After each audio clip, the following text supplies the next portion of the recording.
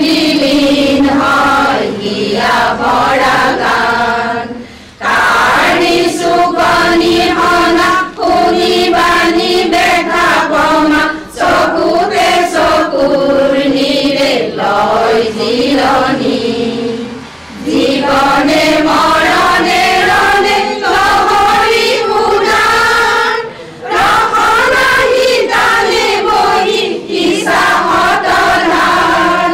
হে মোৰ মধুৰা ননা মাগিছো মাধুৰী কণা দিয়া দিয়া দিয়া আই মধু ভাষিনী চিৰসে নেহি। ইতিমধ্যে আমাৰ অসম সাহিত্য সভাৰ সপ্ততিতম যি পাঠশালা বজালীৰ দ্বিবাৰ্ষিক অধিৱেশন তাৰ কাৰণে ইতিমধ্যে আমি প্ৰস্তুতি পূৰ্ণগতিত চলি আছে আৰু অহা 15 ডিচেম্বৰ তাৰিখে আমাৰ যি ভট্টদেৱ ক্ষেত্ৰ সেই ভট্টদেৱ ক্ষেত্ৰতে লাইখুটা স্থাপন কৰা হ'ব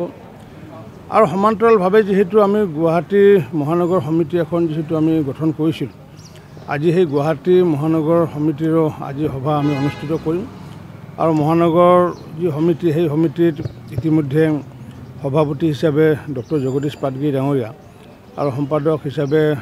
অনুপম শৰ্মা ডাঙৰীয়াক ইতিমধ্যে নিৰ্বাচিত কৰা হৈছিলে মাজে মাজে বিভিন্ন সময়ত বহে যদিও মই এওঁলোকৰ লগত একেলগে বহিবলৈ সুযোগ পোৱা নাছিলোঁ আজি আমি সবিস্তাৰে যে গুৱাহাটীৰ পৰা যিমানবোৰ সাহিত্য সভা অনুৰাগী ৰাইজ আছে লগতে বজালীবাসী ৰাইজৰ লগত আমি আজি মত বিনিময় কৰাৰ উপৰিও মই আজি আহ্বান জনাইছোঁ সমগ্ৰ গুৱাহাটীবাসী ৰাইজকে গুৱাহাটীত বসবাস কৰা সমূহ প্ৰান্তৰ ৰাইজৰ লগতে বজালী অঞ্চলৰ ৰাইজ সৰুপেটাবাসী অঞ্চলৰ ৰাইজক যাতে সকলোৱে যাতে সহায় সহযোগ কৰিম এইবাৰ আমি যিহেতু অন্য এটা ব্যতিক্ৰমীৰ ওপৰত যিহেতু সাহিত্য সভাখন অনুষ্ঠিত কৰাৰ কথা ভাবিছোঁ যেনেকুৱাকৈ আগে পিছে বাণিজ্য মেলা থাকে বাণিজ্য মেলা আয়োজন কৰিলে আয়োজক সমিতিৰ কেইবা লাখ টকা ৰাহি হৈ গ'ল কিন্তু এইবাৰ আমি বাণিজ্য মেলাৰ বিপৰীতে আমি বিজ্ঞান মেলাৰ আমি আয়োজন কৰিছোঁ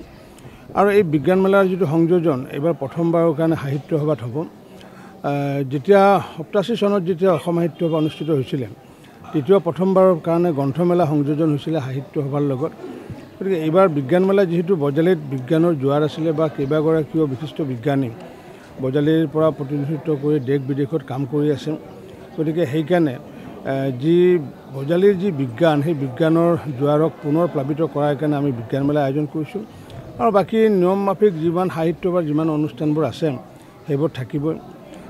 এইবাৰ আমি বজালী হাট এখন বজালীত উৎপাদিত সামগ্ৰীসমূহৰ এখন তাত হাট থাকিব ঠিক তেনেকুৱা ভ্ৰাম্যমান নাটকৰ ব্যৱস্থা কৰিছোঁ যিসকল প্ৰতিনিধিয়ে কাৰণ বিভিন্ন সময়ত বিভিন্ন প্ৰান্তত ভ্ৰাম্যমান নাটকবোৰ যাব নোৱাৰে গতিকে সমূহ প্ৰতিনিধিক বিনামূলীয়াকৈ আমি ভ্ৰাম্যমান নাটক দেখুওৱাৰ ব্যৱস্থা কৰিছোঁ এনেকুৱাও কেইবাটাও নতুন নতুন ৰূপত আমি এইখন আমি আয়োজন কৰিছোঁ মই সমূহ অসম সাহিত্য সভাৰ শাখাসমূহৰ সমূহ প্ৰতিনিধিসকলকে আজি আপোনালোকৰ জৰিয়তে মই নিমন্ত্ৰণৰ শৰাই আগবঢ়াইছোঁ।